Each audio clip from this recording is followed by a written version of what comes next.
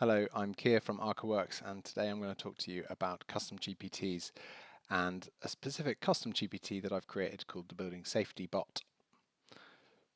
First, I want to talk about OpenAI, which is an organization that's had a lot of turmoil in the last month. But before the controversy around Sam Altman, they announced at their Dev Day this new feature called custom GPTs. And the idea is that a custom GPT can be created for all kinds of functions, and they can act at a business level or at an individual level. And you'll be able to access them through GPT Plus on a platform that will look a bit like the App Store.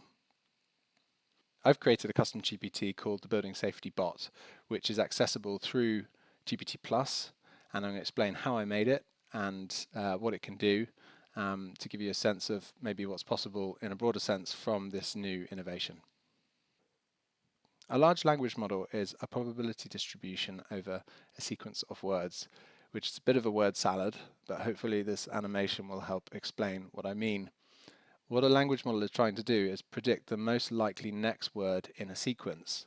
And this is an example of a very simple sentence that's been put together by a low parameter model. And parameters are important in models because parameters enable different types of use cases. So a very primitive language model will be able to do simple things like the sentence I just showed. But as the model grows in size and has more parameters, you'll find that the models can do more and more and more things. And we are approaching enormous model size now, such that these models can do very fluent translation, they can write code, they can analyze legal documents, and really we can expect this trend to just increase over time. I mentioned parameters, and parameters are important. Parameters describe useful conclusions within the model, little tools that the model can pick up and use to make decisions about the placement of a word or a sentence or a paragraph, and to be able to turn certain dials on that. So to be able to say if something is a name or a verb or a noun, or something is funny or serious or is in the past or in the future. So as you can imagine, the more parameters a model has, the more powerful it is. And GPT is a big model. Here you can see GPT-3, which is the one that was released in November last year, a year ago. And that's at 175 billion parameters. So that's pretty big, and that's one of the reasons why it has caused such interest and has been used for so many things. GPT-4, which is the latest model and the one that makes possible custom GPTs, is rumored to be 1.76 trillion parameters. So you can imagine the use cases and applications that can arise from GPT-4 will be an order of magnitude greater than 3 and 3.5. When you use a general model like GPT-4 or 3.5, you're providing an input in the form of a prompt. The model is going to work and it's producing an output on the other side. It's essentially synthesizing information from one place, transforming it into something else. The response would be similar to other types of users putting the same prompt in to that general model. When we create a custom GPT, we provide the model with data and knowledge that's provided for a very specific task. In addition to the data and knowledge, we give the model custom instructions, and the custom instructions explain how we would like the model to behave in certain situations and circumstances, what we would like its tone of voice to be like, how we would like it to behave. And when you combine all these things together, you can create a model that has specialized outputs. So you go from the general to the specific, and you create a specialized model that can do very particular tasks in a particular way, exactly as you require it. I think there are quite widespread applications for custom GPTs in the field of architecture and the built environment.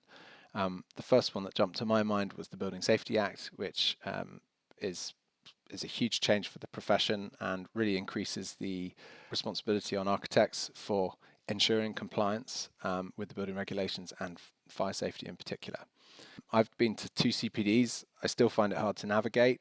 I know other architects do, and I regularly work with other practices where we're trying to find our way through the Building Safety Act with a very specific project situation, which includes quite a lot of nuance and probably is sitting in a grey area.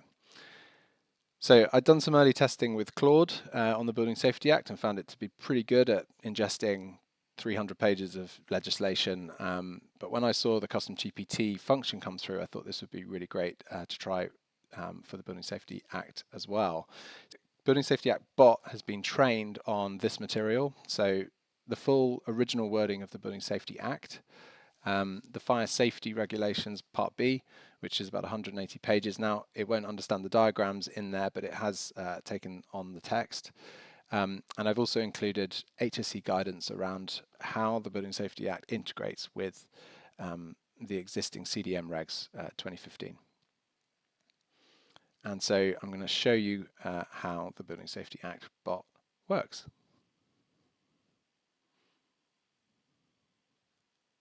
So because the Building Safety Act bot is a custom GPT, it sits up here next to the general model, and you can create custom GPTs in this area called Explore. Now, I've got some thoughts on some prompt ideas that I'm going to feed it to see what it responds with. So here's my first situation. I'm working on a residential refurbishment in a 10-story apartment building. The project is on the second floor and will involve the removal of internal walls and the installation of a new kitchen and bathroom. We don't need to go for planning for this job, but what do I need to know in relation to the Building Safety Act? So the model's working, and hopefully we'll get a response that's useful. Okay, here we go.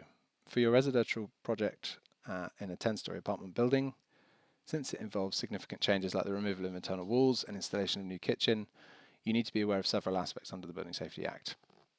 High-risk building classification.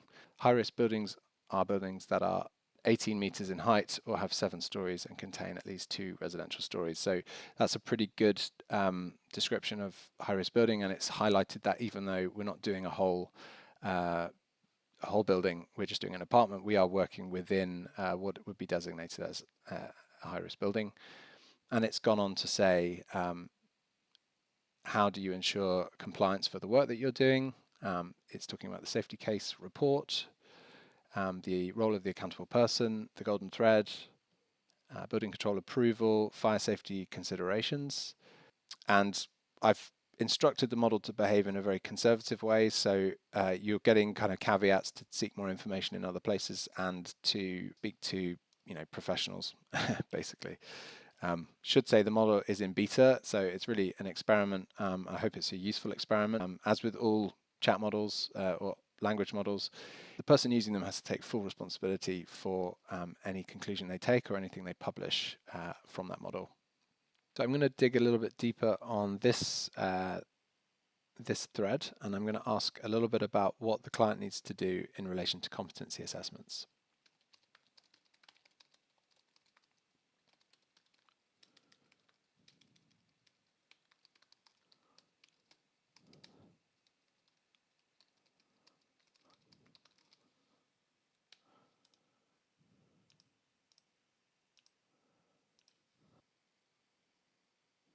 For a residential project, particularly if it's near or exceeds the threshold for high-risk building, the client has specific responsibilities in relation to competency assessments.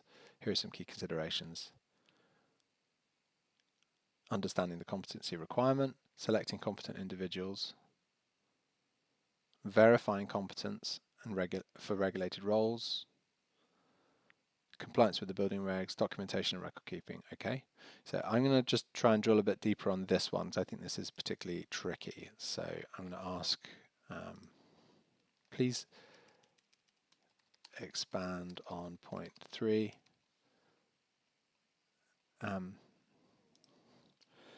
What questions should a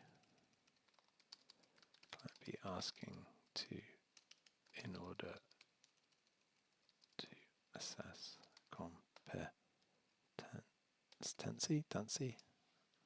Not sure. Here are some key questions to consider. Okay, qualifications and accreditation. Yep. Similar project experience. Yep. Understanding of the building safety regulations.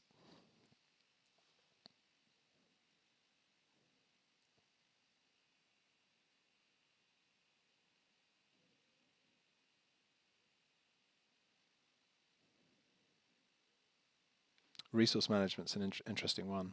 That wouldn't be particularly obvious. I mean, one thing I would want to know here is how do we have continuity in the team? CPD. This is pretty good. So what we could do is please turn this list into a form that I can send the client to assist them.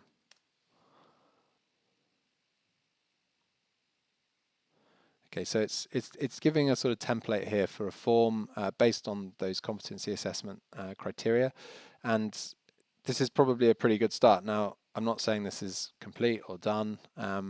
I would almost never say that about something from a large language model. You have to check all of the facts and the accuracy of the information it produces. You have to take final responsibility when you issue it.